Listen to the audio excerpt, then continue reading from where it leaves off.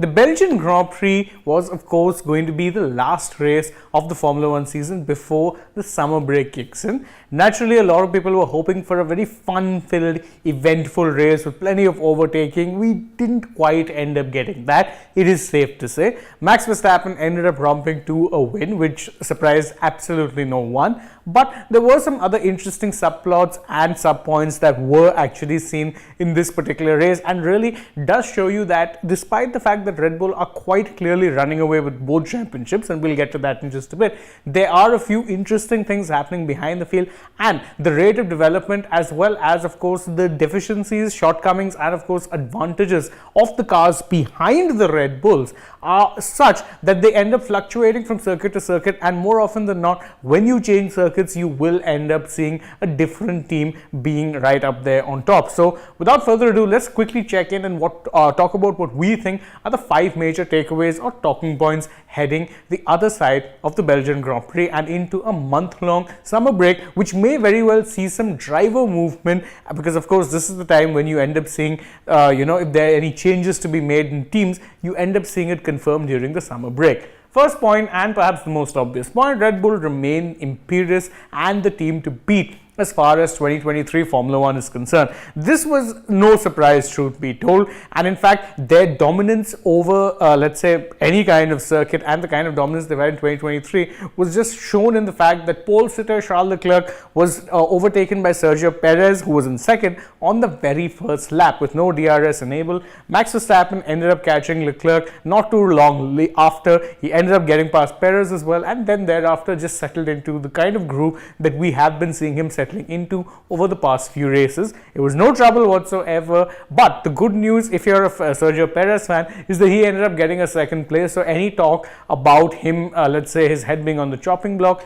gone for now. But of course with Red Bull you never really know. That being said, Perez did what he could. He controlled the controllables on his behalf. He ended up getting a really good result. That is the key part for him, and it does show you that if he continues to kind of be there and pick up the pieces, he might end up getting a few more good points, and that 1-2 in the Drivers' Championship might very well be a reality for Red Bull this particular year.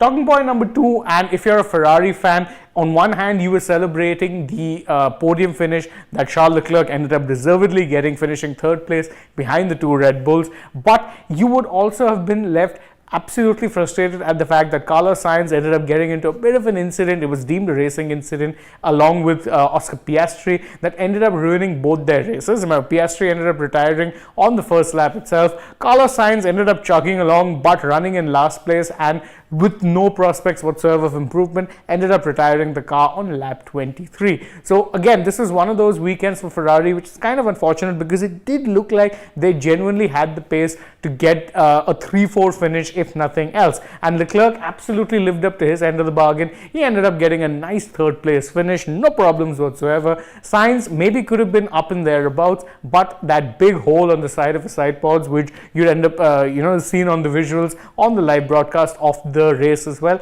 ended up ensuring that he'd had to retire. So good, encouraging news for Ferrari in the sense that their pace was good, but unfortunately due to a situation out of their control, weren't able to quite maximize it. There were, however, 2 teams who were able to maximize their opportunities for points, and that is of course Aston Martin and Mercedes. Now Aston Martin have been something of the forgotten team, despite being probably one of the better teams in the first half of the season.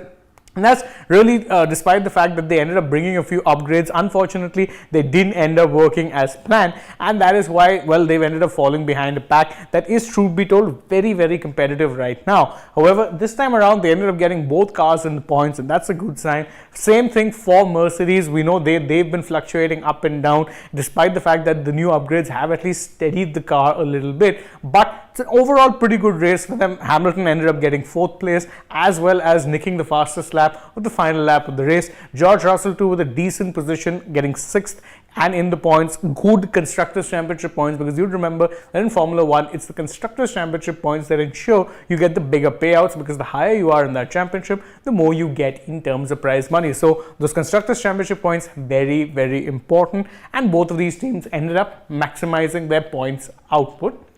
Another team who ended up having a really bad race was McLaren. Now, of course, McLaren have been the team that unfortunately or otherwise, kind of really, or rather fortunately, I should say, ended up becoming that one team who, after introducing a major upgrade package, became arguably the second best team on pure pace. They were competing with the Mercedes for that title after having dislodged Aston Martin. Unfortunately, what ended up happening this weekend was the weaknesses of the McLaren were sorely exposed. They didn't quite have the best straight line speed, and so decided to kind of compromise that and go for a higher downforce setup, which would give them more speed in sector 2, where there are of course a lot of turns. Unfortunately, their compromised straight line speed ended up making sure that they were only going to be second best, and what's worse is their pace was flattered by the fact that throughout the weekend you had a lot of rain.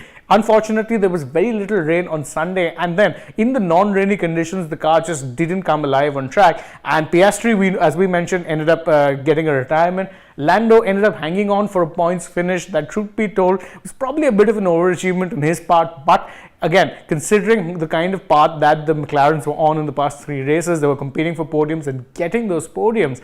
It just seems like a bit of a disappointing race overall. That being said, they salvage what they can get and will doubtless be ready to go once the summer break is coming to an end. And what we normally tend to do is we'll end up picking out what we think are the underrated drivers in this last part. And for me today, the 2 drivers who impressed the most were Esteban Ocon and Yuki Tsunoda. Now, Esteban Ocon in that Alpine, remember, having a major upheaval weekend this time around. They've fired pretty much all of their top guys. The CEO of Alpine Motorsport has been shunted aside. The team principal as well as others also were shunted aside by the Renault management. So Alpine really needed a good result after back-to-back double DNFs. They ended up getting a good points finish with Esteban Ocon. Yuki Tsunoda, also someone who interestingly comes in with a little bit of pressure in his career at this point, because again, he's been part of AlphaTauri. This is his 3rd season, and right now with a new teammate in Daniel Ricciardo, someone who you remember is an 8-time race winner, the onus will be on Tsunoda to continue to prove that he can actually